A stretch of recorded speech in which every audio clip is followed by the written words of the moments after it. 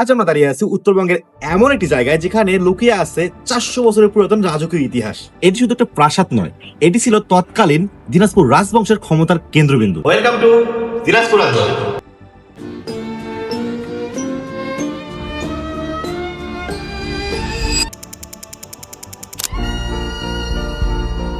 কথিত আছে রাজা গণেশ চতুর্দশ শতাব্দীতে এই রাজবংশের সূচনা করে। আমরা বর্তমানে যে ধ্বংসাবশেষ দেখতে পাচ্ছি সেটা মূলত রাজা প্রাণনাথ এবং তার দত্তক পুত্র রামনাথের তৈরি। এই রাজবংশ এতটাই সমৃদ্ধ ছিল যে বাংলার নবাবদের সাথেও তাদের সুসম্পর্ক ছিল।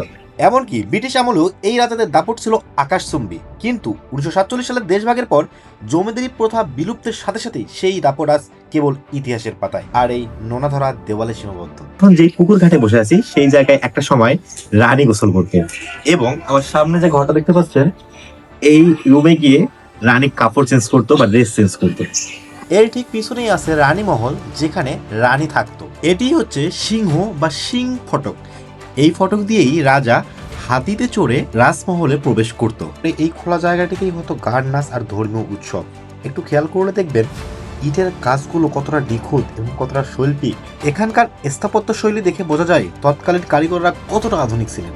লোকমুখে শোনা যায় এই রাজবাড়ির আশেপাশে কিছু সুড়ঙ্গ পথ ছিল, যে সুড়ঙ্গ পথ ধরে রাজারা বিপদের সময় সরে যেত। সময়ের বিবর্তনে আজ রাজারা নেই সেই জৌলুস। অবহেলায় অনেক অংশই আজ ধ্বংসের মুখে।